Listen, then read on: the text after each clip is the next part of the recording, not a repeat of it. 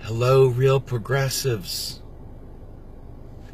Earth to real progressives. Come in, real progressives. Hello, real progressives. How are you, real progressives? Everybody hear me okay, real progressives? Are you there, real progressives? Hello, everyone. Hello, hello, hello. Tonight, I want to talk about, guess what? It's going to blow you away. You're going to be shocked. You're going to be mind blown. I'm going to break rank, and I'm going to talk about modern monetary theory. But I'm going to talk about it in a very seeker-friendly way. Tonight is like the 099 class, the beginning of it all. For those who want to learn modern monetary theory, you've heard about it. You've seen people saying hashtag learn MMT. You've seen people fighting about this thing. Some people calling it a cult. Some people saying it's crazy. Some people saying it's life-changing, etc. I'm going to leave it in your hands to decide what you think.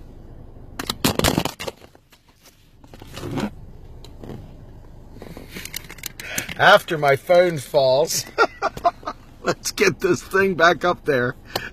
I love it when that stuff happens, don't you? So, let's go ahead and give it a shot again now that the phone has done its falling down routine and see what we can do about getting back to zero, right? So here's the thing.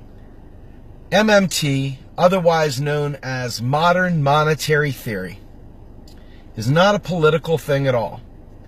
It's not a theory at all either, to be quite frank. Not in the traditional sense of how we use it as a colloquialism, right?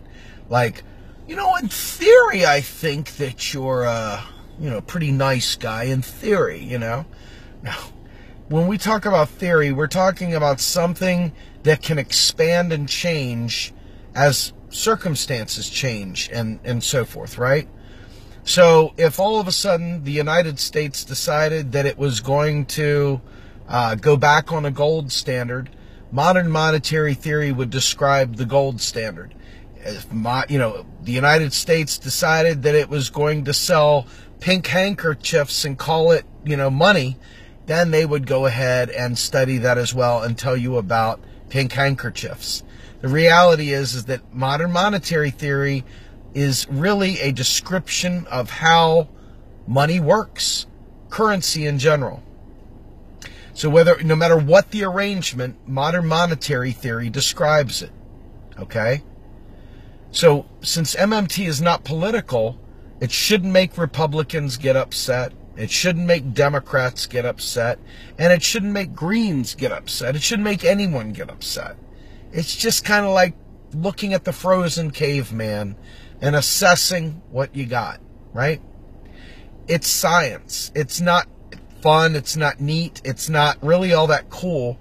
It's really kind of boring. And MMT is the study of, in particular in the United States right now, we're talking about a free-floating, sovereign, fiat currency since 1971 to present. What do I mean by sovereign? Sovereign means that it alone has its exclusive rights to this currency. It alone is the creator of the currency. Now, it may give rights for others to help produce it, but it is owned by the federal government or that sovereign, whichever sovereign it would be. Could be the Japanese government, could be the Australian government, could be the UK government, whatever. Fiat means by decree. In other words, I decree that this right here is worth $1 in tax. $1 here can be returned for $1 in tax. I decree it, therefore. It didn't need to be dug out of the ground. It didn't need to be minted into a special, bicentennial coin or anything like that. It is a fiat by decree, meaning it was issued by decree by the sovereign. Remember the sovereign. The king. Back in the day, a king would say, hey, we need to build roads. How do we get people to build roads? We can either make them slaves to do it, or we can give them a coin. Well, what if they don't want your coin? What if that coin doesn't mean anything to them? So the king decides that he's going to impose a tax. That tax will make you need that coin or that piece of paper or whatever that currency is.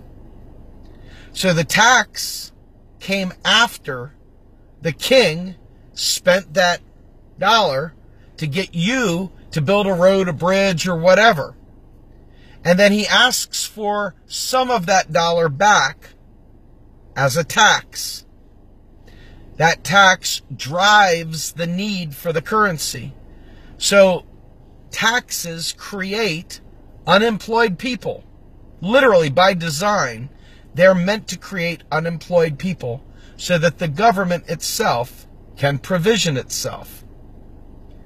So by imposing a tax, the government has created the first unemployed person. In order to get that money, you got to have a job.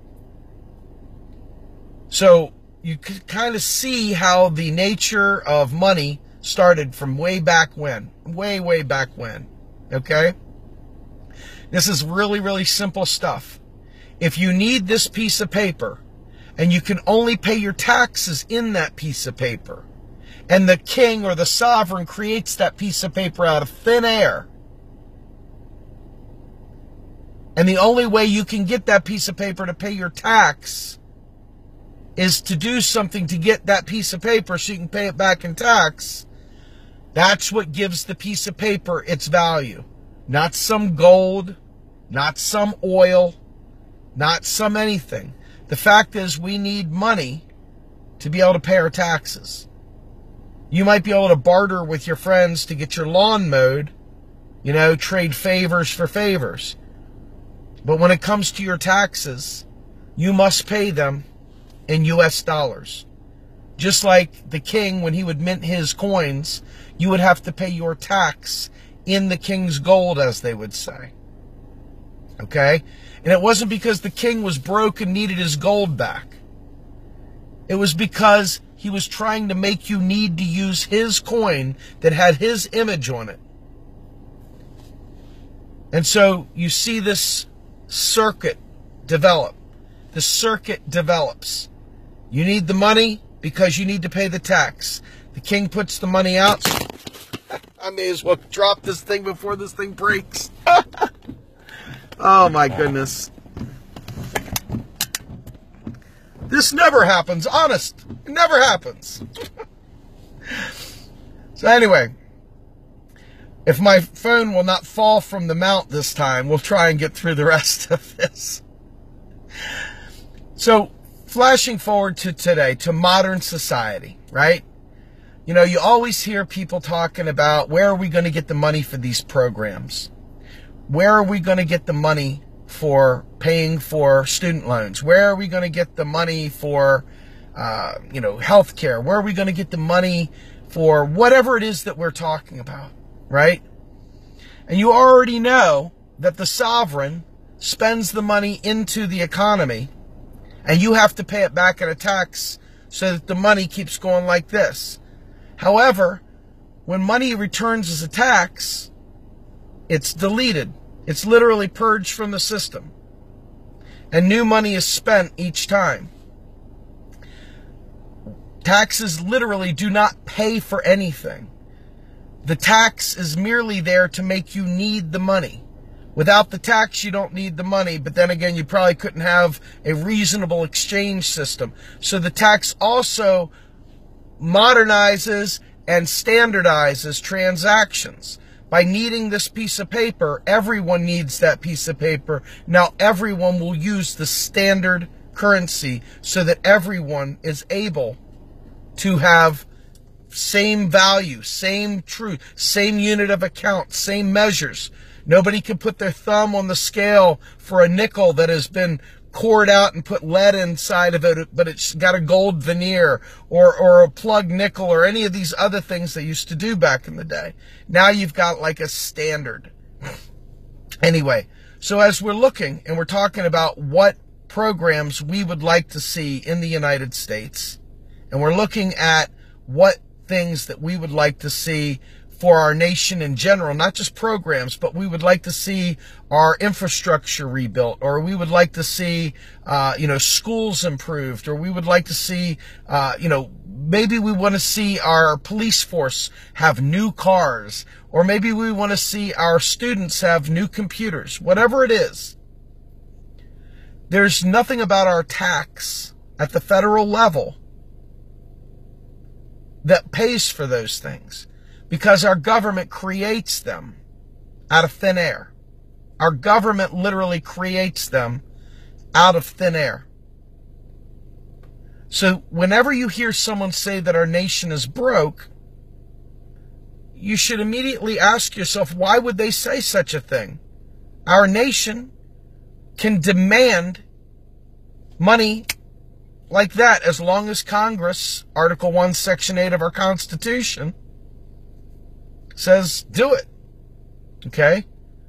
So ultimately, what modern monetary theory does is it describes the flows. It describes the way that our currency flows and how it comes into existence. Okay? It talks about where it comes from, how it gets spent into existence, and how it comes back and dies, if you will.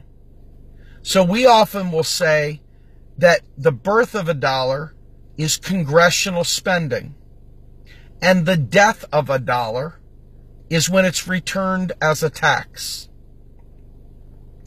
So for candidates that are running for office who are saying we've got to raise taxes to pay for things, this should be sending off huge alerts, huge flashing red beams to you to say something doesn't smell right. Something's not right.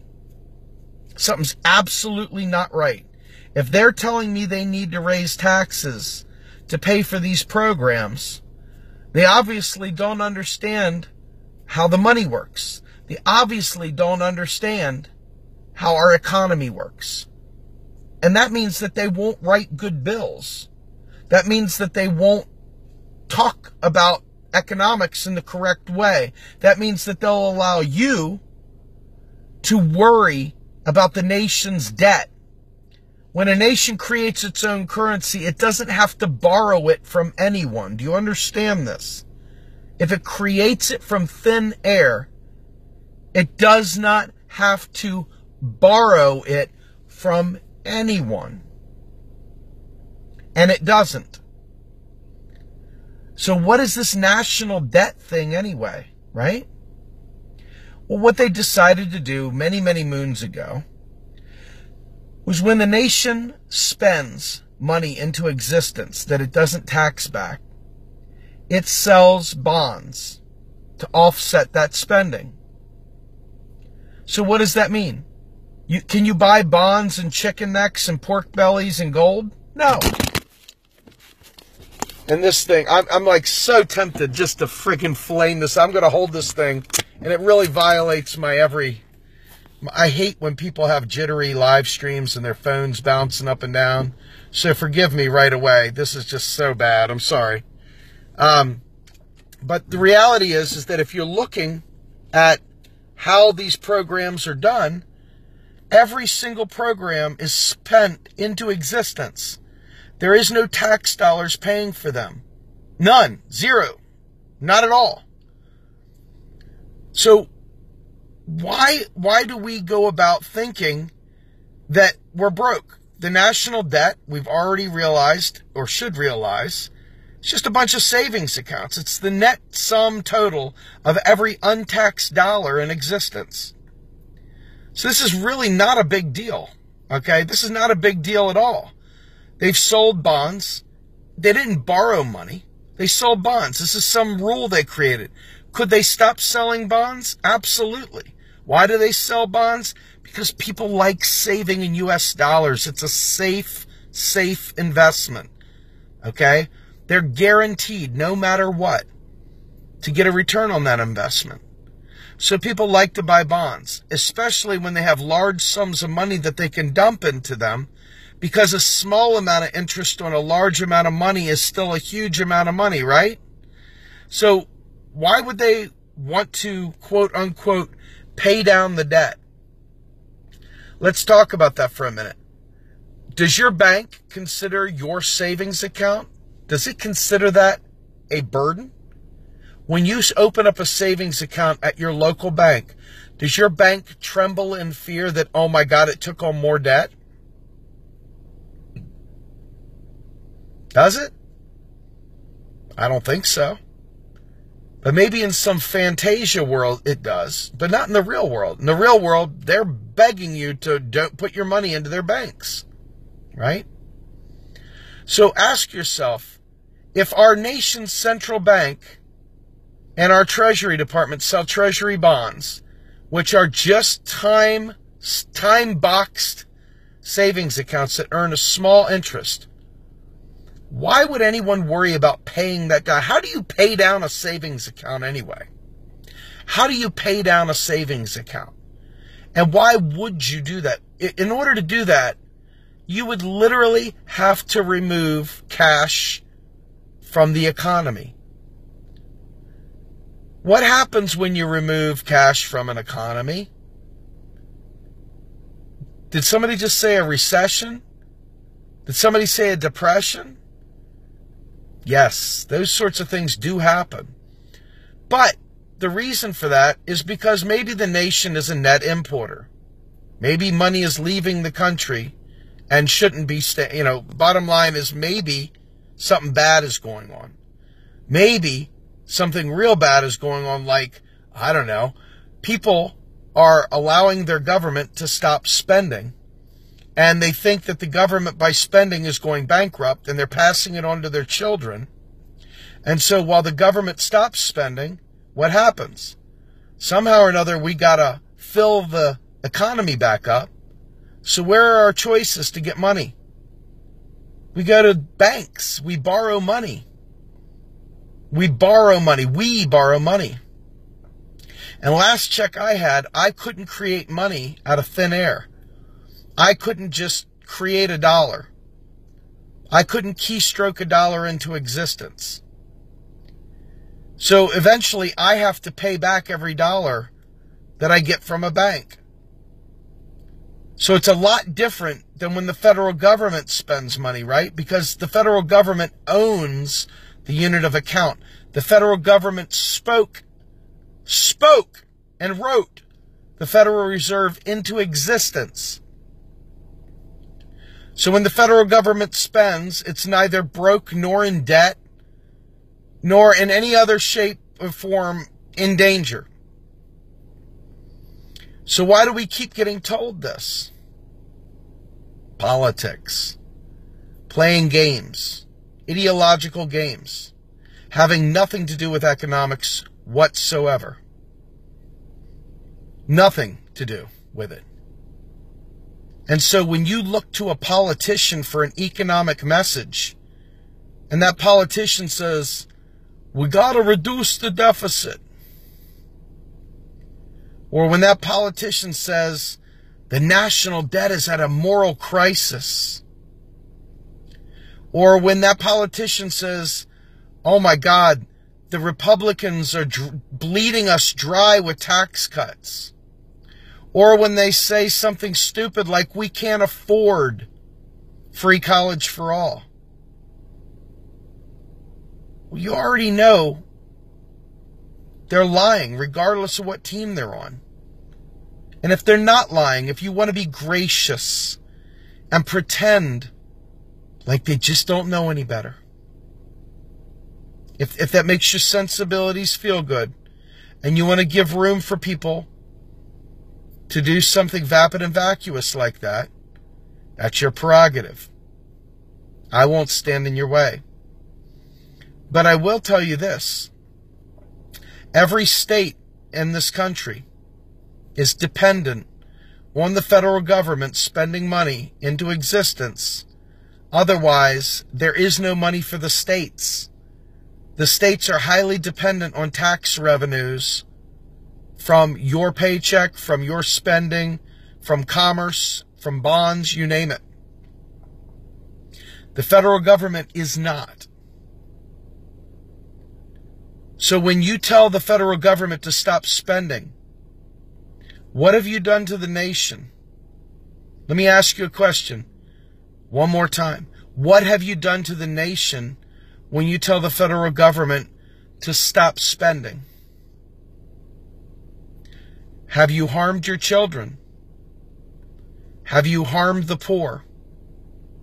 Have you harmed students? Have you harmed our public infrastructure? Have you harmed our overall economy? I think you've just heard point blank the answer is yes. So whenever somebody says something like, we can't afford something,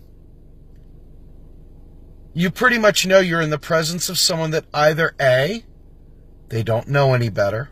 This is the general approach for people that have feels. Or B, they're a lethal murderer. That's my preferred. That's the way I see it. Because I think this is too basic to not get.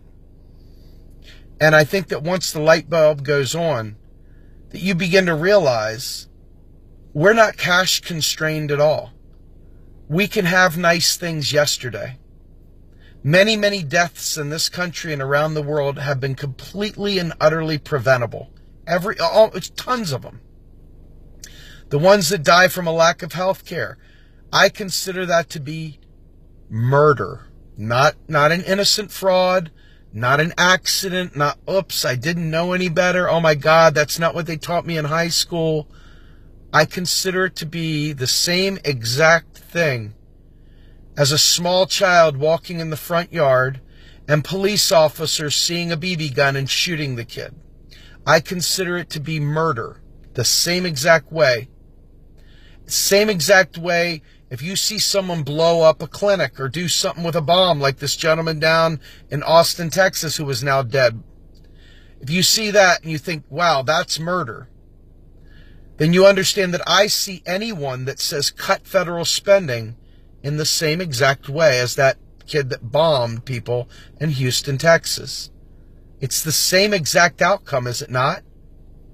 How many people do you know die from exposure from extreme cold because they're homeless? How many people die because they couldn't get cancer treated when it was easily doable right here, right now? No question about the ability to afford it whatsoever. When you tell me that kids are walking out of college with a huge burden of debt on their back, and you're telling me that they have to pay back their student loans because that's what you did, and then those students feel hopeless and helpless because there's no jobs to support their $100,000 debt that they walked out of college with, and they feel hopeless before they turn 22, and then they kill themselves. I consider that to be murder by policy. And those people that wanted to cut federal spending and those people who wouldn't support that, I consider them to be murderers. I'm not mincing words. I'm not saying it frantically. I'm saying it very straightforward. We march for racial justice when we see young kids getting gunned down in the streets by racist cops and things like that. We get very, very upset about that. We take to the streets, we march, we get out there, we unite because it is downright evil and wrong. Why are we not out there taking to the streets in droves? Because more people die in America based on austerity, based on the idea that we don't have money, based on the idea that somehow or another the country's broke and we got to raise taxes to pay for it, right? Based on the same ignoramus approach, more people die from that than gun violence. So when you realize this, when you realize much of the drug war is a result of austerity as well, because these people have to earn a living somehow, and since they're cut out of the American dream, they find the other one. That's the alternative dream, the one with guns and thugs and friggin' all kinds of alternative ways of living that usually result in a very, very short lifespan. Those sorts of things. For those people that wish to cut spending, who don't want to pay for a job guarantee to help these people out of generational poverty, I consider you to be a murderer. Like, I'm not even smiling. I'm not joking. There's not a tinge of anything in my voice. I'm telling you straight up, I would throw you in jail for life for murder if I could get away with it. If I could pass any law that would put people away for life, it would be those people that want to reduce the deficit, those people that want to raise taxes to pay for things, because they are literally killing people. This is no joke. This is literally no joke. You don't realize it yet because maybe the lights haven't gone on yet. Maybe you're still busy protecting the people that don't know any better instead of protecting the people that are dying as a result of their ignorance. We all pick and choose who we support, right? I support the people that are dying. If you feel more compelled to support the people that are telling lies or that are running for office that are saying they're going to raise taxes to pay for stuff, that's your prerogative. But I'm telling you right now, just like Tamir Rice and just like others that are shot down in cold blood, you're supporting murder too by reducing the deficit. You're supporting murder and austerity the same exact way. It's extremely important to look in the mirror, stare into your own eyes and say, oh my God, I think I might be a murderer. I think I might have had somebody killed by accident by not knowing economics and not understanding the impact of economics. When you vote to reduce the deficit, you have voted to reduce the money in circulation, the money that people need. Okay? And therefore, those people, it's that much harder for the poor at the bottom who don't have anything. They don't have 2 nickels to rub together. You have made it harder for them to survive, and when they die, I blame you. It's your fault. You, whoever is the one trying to raise taxes to pay for stuff, trying to reduce the deficit, trying to pay down the debt, like Pete Peterson, who just died the other day from the Pete Peterson Foundation, Fix the Debt. Every one of those people, every single one of them is a true murderer. They are literally a murderer. They're not having a difference of opinion. This is not some, well, you know, people can have differences of opinion. It's not like that. We are talking about literally cause and effect. We are literally talking about the fact that our government can create money out of thin air when it spends on the public purpose. And instead it would rather spend money on bombs and pretend that we don't have money to raise Social Security, that we don't have money to expand Medicare for all, that we don't have money to get rid of student debt, that we don't have money to give you free college, free trade school, that we can't give the people unable to work, too old to work, too sick to work, a basic income or an expanded Social Security, that we can't in fact provide a federal job guarantee to every American that wants to work. So in my mind, you can say whatever you want. You can sit there and you can make this, you know, Steve is a bad guy. But I'm telling you right now, it all depends on who you're defending. If you want to defend the people that refuse to learn and not the people that are dying as a result of their choices, we're on different teams, regardless of what party you're in. We're on different teams if you choose that route. Now, let me tell you something, too. Going back a little bit, back in the 80s, Grover Norquist and his gang created something called the Norquist Pledge. Anybody ever heard of the Norquist Pledge? The Norquist Pledge is a pledge that every Republican signs. Every Republican signs it, and every Republican stands on it. The Norquist Pledge says that they will not raise taxes 1 nickel, no matter what. No matter what, they will not raise taxes.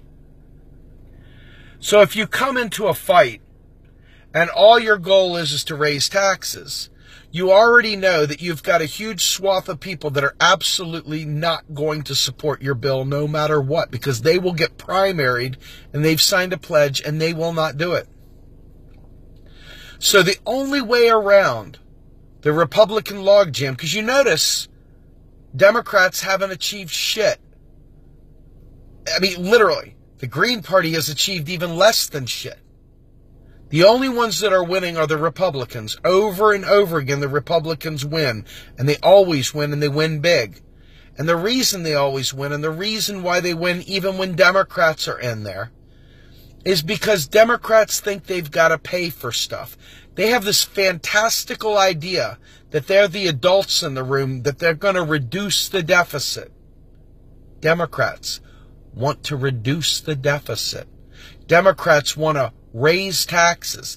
Democrats are of the stupid belief that we put wars on a credit card and we didn't fund them. Do you all understand that every time Congress authorizes something, it literally authorizes the funds out of thin air? They don't have to wait for your tax dollars to come through. That's not how it works. Nope. Same thing with Social Security. Every time a Social Security check goes out, do you think that's Granny's crumpled up old $1 bill stuffed in the back of a safe from 1919? No. No. Every dollar spent out of Social Security is a new dollar. They give you an annual record of all the money you quote unquote paid into Social Security. So imagine the people that say they want to raise FICA, they want to raise the cap. Why do they want to raise the cap? Because they think that FICA taxes actually pay for Social Security, not realizing that it's just a tool, just like all taxes are at the federal level, to stave off inflation or to give you the idea that you're paying for something. The reality is that they could eliminate FICA yesterday. And they could provide you with Social Security at an expanded rate for a larger pool of people and raise the amount to a COLA to something that you have today that would be sustainable. They could do this like that. Paul Ryan went to Alan Greenspan years ago and tried to get Alan Greenspan to say, yeah, we're bankrupt, man. You can't, Social Security's going to fall apart. Yeah, take it to the private sector, man, because we can't do this. Alan Greenspan, for all his warts, told Paul Ryan flat out, it's not how it works, Paul. The government never runs out of money. There's absolutely no reason under the sun the government can't fund Social Security forever. Forever. So why in the world would progressives think we've got to save Social Security? Why would progressives think we got to raise taxes to pay for stuff? Why would progressives not understand that? I don't know. I don't know the answer. I don't get it because, quite frankly, you can't have a robust New Deal thinking that you're going to tax your way there. Now, I want to go back to some more basics about modern monetary theory. People always talk about inflation, okay? Well, inflation is not about the money. Inflation is literally about the resource. So if tomorrow morning we hung out at Best Buy before they opened up, and we all wanted to get some new Xbox that just came out. So we're all standing there waiting and waiting and waiting. We're all sleeping out, camping out for whatever. And we get up to the door and they say they only have 50 Xboxes on the shelves. And you look down the line and you realize there's 400 people in line that want an Xbox. Well, they may only sell them for the advertised price of whatever amount they're selling them for. But there will become a black market that will drive the cost up for that because there is not enough of the product out there to satisfy demand. Notice I haven't talked anything about the amount of money out there. This has nothing to do with the money except for the fact that more people have access to buy Xbox if you have more money in the economy, right? Especially if it's fairly distributed. Now, what happens if we get Medicare for all to everyone? Do you think that it will cause inflation because we've printed more money? Or do you think it might cause some inflation or might cause some other problems because a lack of doctors or a lack of nurses or a lack of gurneys and x-ray machines or a lack of surgeons in hospitals? What do you think the real problem is? Do you think it's the amount of money in circulation? Or do you think it's that we don't have enough doctors, etc., to meet demand? It's because we don't have enough of the product. We don't have enough resources to meet the demand. That's the problem set. Okay? So let's talk again. We always hear people, God, tons of your favorites always talk about this petrodollar. You talk, Nico House says this. God knows, I'm sure Nico's got a really vast degree in economics, so he speaks very, very, I'm sure, very confidently in economics. But he talks all the time about oil backs the dollar. Simply not even remotely true. Then you've got Jimmy Dore talking about the petrodollar. Jimmy, I love you, brother, but it is not true. That's not how it works. What we're talking about when it comes to oil is access to the resource. Not about the dollars. It's about access to the resource. If oil becomes tough to get, if it becomes scarce, it will cause inflation. Has nothing to do with the dollars. Do you understand this? Because if there's a scarcity of oil in the U.S. and there's a scarcity of oil in Japan, do you think there'll be inflation in Japan too? Just curious. Do you think it's the petro yen that's causing it? It's backed by the oil? No. You'd have to be literally economically illiterate to think that. The idea here is that the resource, the real resource, is what the availability of it, can it meet demand? If it can meet demand, then there, right there, is your inflation if it can't. So each step along the way, what happens if we don't have enough schools? What happens if we don't have enough cars? It really comes down to, what if the people demand more than we have produced? What if we demand more product than we produce? So let's go to hyperinflation, because that's the next favorite buzzword we get from people. Usually from people that don't know anything at all about economics. Because the first thing these people say is, what are you going to do, print more money? Oh, that worked out real good for Weimar. That worked out real good for Zimbabwe, right?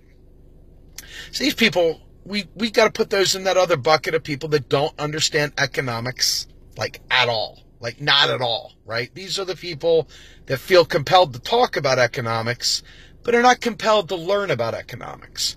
So let's talk about Zimbabwe, and let's talk about Weimar for a minute. So Zimbabwe is a special case. Mugabe, who was their president, went ahead and confiscated all the farms in Zimbabwe. He took it away from the white farmers and gave it to the black farmers. The black farmers didn't understand farming. They just were, hey, wow, okay, now we got a farm. Well, their productive capacity dropped almost 60%. They had like no other ability to feed the people. And so now all of a sudden you could have $1 million in your pocket, but they still only had enough bananas and meat and whatever products that they were selling to meet a very, very small amount of the demand that the nation had. So it had nothing to do originally with the printing of money. Do you see this? This is so simple. It almost is incredible that anyone would get this wrong. And yet they do all the time. And then you go to Weimar Republic in Germany. Now, Weimar is even easier to understand. Weimar, what happened was the World War I Treaty of Versailles basically instituted something so harsh on the German people, there was no hope for them. The French demanded payment of the debt, the war debt from the Treaty of Versailles, in French francs and gold. Well, the German people, they didn't have that. They didn't have any capacity to create anything. They were locked down. They were barred from really participating. And they became so destitute that there's pictures of them bringing wheelbarrows of money to try and buy loaves of bread. And the reality is they had run out of the productive capacity to create what the nation needed. They were in debt denominated in French francs. They were not denominated in German dollars. Well, the United States never, ever, ever borrows another currency to pay its bills. The United States has its own sovereign currency, which it can never go broke in. So when you look at Germany, they had the oppressive Treaty of Versailles. They had been locked down. They had no productive capacity, and they had a hyperinflation.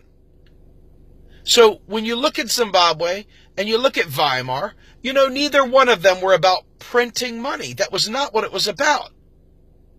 Another MMT aha moment, brought to you by people with brains. So the next thing that we need to talk about, which is my favorite, is the speculators. People always talk about the value of the dollar. Well, it's only as good as if the other countries accept it, right? The other countries don't sit there and use U.S. dollars in their country. I mean, some might keep a handful of them, but that's not what they do. These countries don't sit there running around buying things in U.S. dollars in China and in Australia and Japan and stuff like that. No. When they want to do business in the United States, they have no choice but to convert to dollars. Just like when we want to do business in France or wherever, we use the euro. Just like when we want to do business in frickin' Egypt, we use their fucking currency, right? So it's not anything to do with that. At the end of the day, if they want to do business in the United States, they got to use the dollar. And if we want to purchase things, the value of imports may swing back and forth. But the reality is that anytime they raise prices there, somebody else will lower them to compete.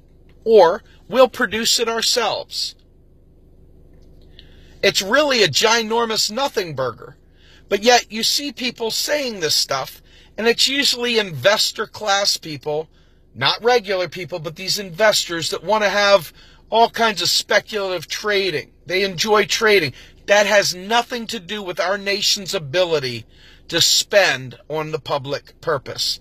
But these people, and many of them are progressives, or at least claim to be progressives, they say these things. So we got to get rid of that lie too. That has nothing to do with nothing. As long as the United States government is able to tax in its currency, its dollar will thrive and it will do just fine. Do you understand how easy that one was? So when someone says something about that, you know you're in the presence of someone that doesn't understand economics. They're a speculator, and they want to go out there speculating, and they think that equals the nation's ability to spend. Now let's talk about one more thing real quick. Let's talk about Bitcoin. So Bitcoin is nothing but a commodity. It's really nothing but a commodity. It's not a currency. You don't go in there and say, I'd like to get 3 Bitcoin worth of marijuana. Could I get 3 Bitcoin worth of gas? How about 3 Bitcoin worth of, paint for my exterior of my house? No. You get $3 worth, and then you use a Bitcoin as the medium of exchange through the system. It's just an exchange service. It doesn't actually act as a currency. It's a commodity. Okay? But yet you see many progressives that don't know what they're talking about doing this number about Bitcoin. Why do they do it? I don't know. Maybe they want to be cool. Maybe they want to be like James Bond. Maybe life isn't exciting enough, so they want to create some new fairy tales to add into the mix. I don't know, but they do it, and it's just stupid. All right? The next one, my favorite one, favorite one, is, well, the United States can't do that because it's the Federal Reserve that does the money printing. Oh, my God. Early Gerd! The Federal Reserve came to the United States and took over. The Jews own the United States. All these other stupid, right-wing, bigoted, worthless, idiotic conspiracies, right?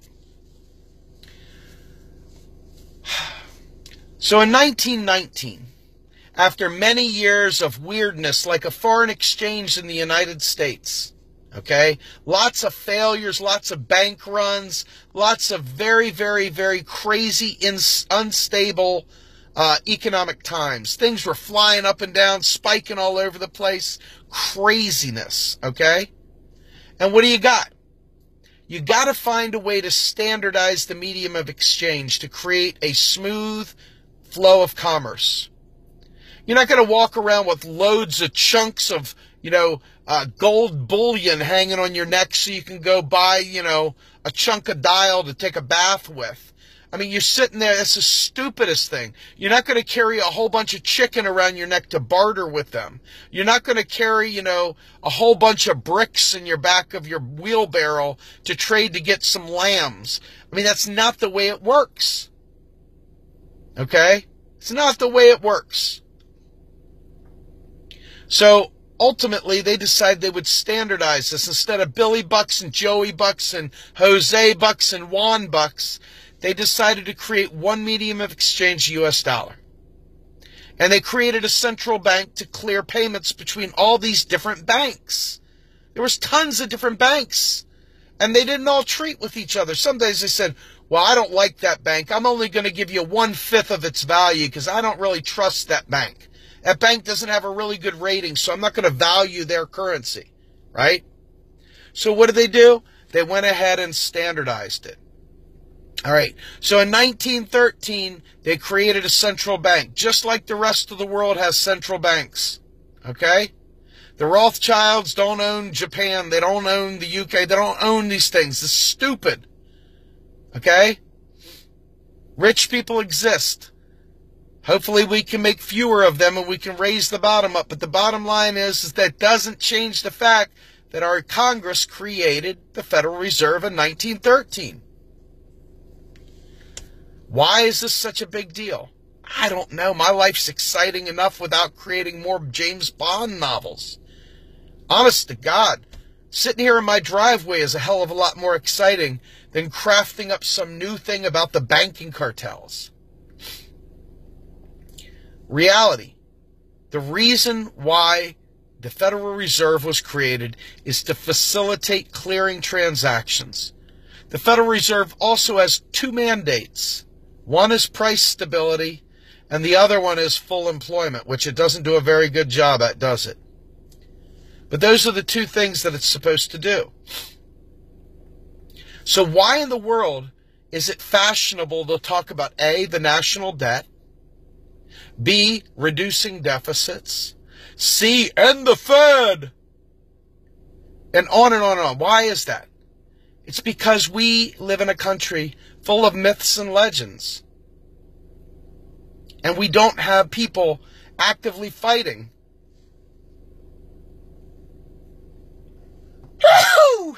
We don't have people actively fighting for economic truth and justice in America.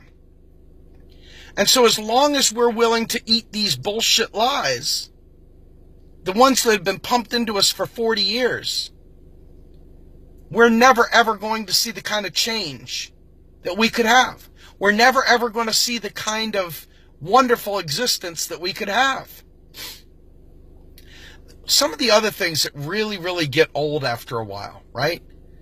People don't understand that MMT is not anti-Marx. MMT is not pro or against capitalism.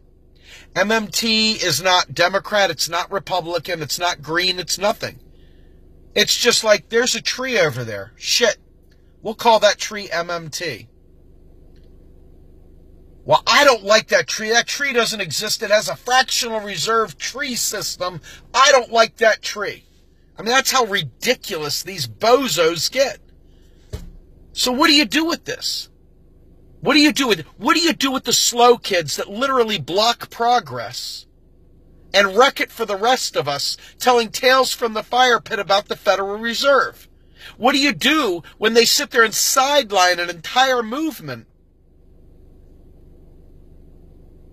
You can't reason with them because they're not dealing in logic and facts. They're just dealing in their James Bond excitement. They are bored. Their lives suck. They got to create something to talk about. And this is a unification of the freaking, bored people of America unite. Hey, man, my life sucks. Let's talk about the Rothschilds. I mean, that's exactly what we've got here. And when you realize that economics is no joke, that economics is literally how we get resources around to people. And that's how we eat. That's how we get health care. That's how we take care of our homes. That's how we take care of everything. Okay? It's not that the money is the problem. It's the fair allocation of that money. And since our government creates it out of thin air, don't you think it's about time that we, the people, stood up united and fought back and said, you're going to take care of us? Don't you think it's about time that we stopped allowing the slow kids that don't get this, that want it to be a James Bond novel, to sit in the back of the class and let the cool kids do the homework? Don't you think it's time that we stopped allowing people to sideline us with nonsense and gibberish? Don't you think it's about time we had health care as a right? Don't you think it's about time we had college as a right?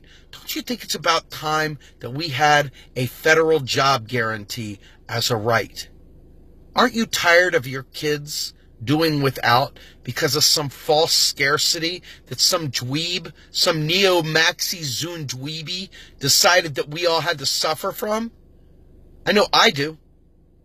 I know I'm done with it.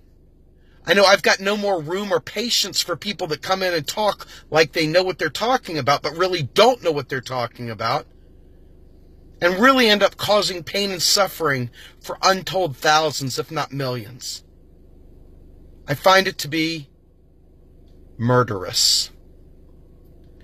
Anyway, I'm Steve Grumbine with Real Progressive. Sorry about all the foibles with the phone falling. I'll have to get a new mount, I guess. But in the meantime, have a great night, everybody, and we'll talk soon. Bye-bye.